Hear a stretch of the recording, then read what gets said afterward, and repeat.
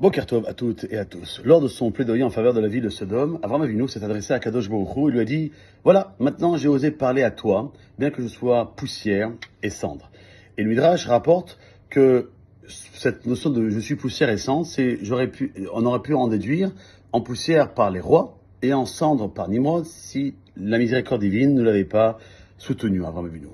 Ce texte doit nous interpeller.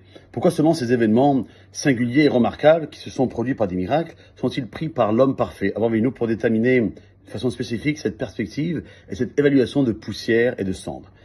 Que pense Abraham de tous ces prodiges? Il est poussière et cendre, dit-il. Il serait déjà brûlé dans la fournaise ardente, ou réduit en poussière par les 4 rois, à tel point que les événements servent spécifiquement de base à son humilité et à son auto-évaluation. Pour Abraham, rien ne lui est dû. Bien au contraire, il ne se sent jamais acquitté de ses obligations et considère chaque facette de sa vie, ses occupations, ses actions, comme des choses allant de soi.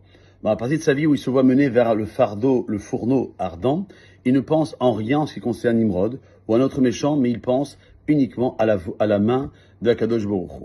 Et en y réfléchissant, dès l'allumage de la fournaise, Avraham Avinu a commencé à passer en revue les étapes de sa vie avec une évaluation scrupuleuse et de son propre compte spirituel. Il va comprendre que la reconnaissance, les supplications, la douleur, la concentration, la soumission dépassent l'entendement, c'est ce qu'on appelle le Kiddush Hashem, sanctifié le nom Kadosh Baruch Hu. Et Abraham, lorsqu'il entre dans le fourneau de feu, en toute connaissance de cause, sachant qu'il va périr dans les flammes, c'est ainsi qu'il voit les choses. Cette expérience va l'accompagner toute sa vie. Il ne se voit jamais comme le personnage qui a été sauvé de la mort, mais plutôt comme un individu qui est voué à être poussière et cendre. Voilà la leçon d'humilité qu'Avraham Avinu a voulu nous donner dans cette paracha, qui nous accompagne même aujourd'hui. Passez une bonne journée.